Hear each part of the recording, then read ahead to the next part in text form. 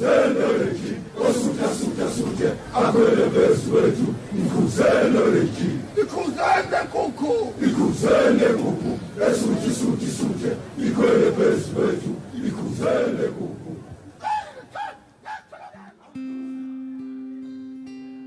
right, we got my mic. There we go. Anybody know what that is? I'll give you $10. It's a haka. You're right. It's a Zulu haka, a war haka. We're going to talk today in this offering worship time. The best way I could entitle it for this moment would be the Great Bantu Nation tells us about a faithful God.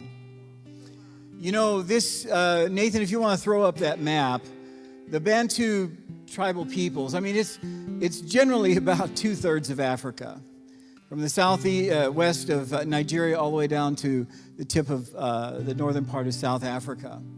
In that encompassing about 400 million people, and for centuries, it's been one of the most primitive, warlike tribal areas to try to do missionary work in. In fact, the Dutch spent 400 years, since about 1650. Took them 100 years alone to build the lexicon, to be able to communicate the gospel and to translate the language. This has been some hard going, but something supernaturally happened. And when we talk about our new series about Welcome Home, and we talk about the welcoming of God, honestly, for Pastor Jim, when he was 12 years old, I had a chance to make Jesus Lord of my life, but I stumbled over this area, that how could a loving, welcoming, compassionate God desert tribal peoples all over the world that had no knowledge of God? But the older I've come in the Lord, and the more history that I've ever studied, I found out that this isn't the case at all. And we're going to see something amazing here in history today. And that is, in about just right after World War II in 1945, some of the missionaries got to some of the central parts, the Congolese area of the Bantu nation, which is just this massive geographical area. And they discovered in the Bantu language, that the name of the creator is Korah. That's K-O-R-A, not as in the Bible, C-O-R-A, the sons of Korah. But this Korah, and they met with what the spiritual leaders of this nation would be called, or the princes of Korah.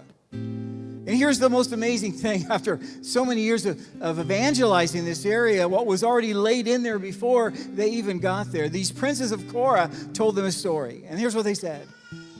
They said that Korah had a son who had come down from the very throne of his power, and had come to the earth and had given great sacrifice for the benefit of all mankind. This is what their forefathers believed thousands of years before. But they also told the missionaries that our forefathers also told us we turned from the ways of the son of Korah. And that one day people would come back and talk about the son of Korah and would unlock the mysteries that we felt we have been suffering for the lack of for all these decades and centuries.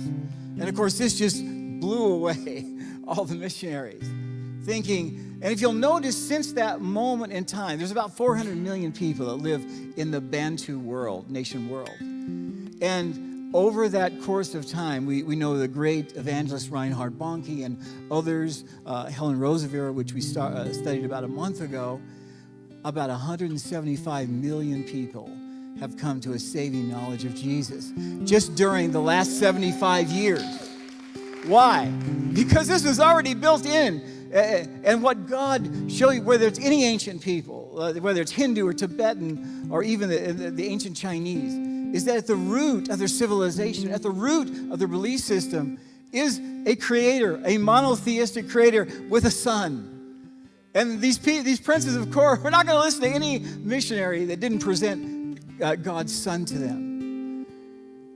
What an amazing thing over these years is what they, after they got to know these missionaries well, is that they took them back to this secret and this holy place where all the great tribesmen and their great warriors had lived. And they opened up this great vault, and it wasn't like Indiana Jones where everything was laden with gold and treasure and all kinds of things like that, but it was the precious objects of the warriors and the tribal leaders that had gone before. And they had left a deposit of the best that they had, not to their families, but to the son of Korah when he would return. This beautifully sets up the fact when Paul talks about in Scripture that put within every man's heart is a sense and a destiny of not only their Creator, but of Jesus himself. This is an amazing thing. The expression, as these missionaries got to know the princes of Korah, their greeting was Karubu Namubane. Karubu Namubane. Not Hakuna Matata, as good as that sounds, but Kariba, and you know what that means? That means welcome home. That was their greeting. These missionaries would say, welcome home to the princes of Korah and the great nation of the Bantus. One of the great pieces of undiscovered history. If I'd have known this when I was 12 and understood that, as my mom would say, what about the Pygmies in Africa? Or part of the Bantus. Well, God had already been there with them. And yet God was restoring them. He was welcoming them home in this generation. God bless you guys. As you give today, I don't know if you love these inspiring things as I do, but they literally changed the fabric of my life over time. Build such a solid foundation of Christianity in me. We hope you enjoyed that video. We're always posting new content, so go ahead and click the subscribe button now to subscribe to Every Nation City Church channel. God bless you.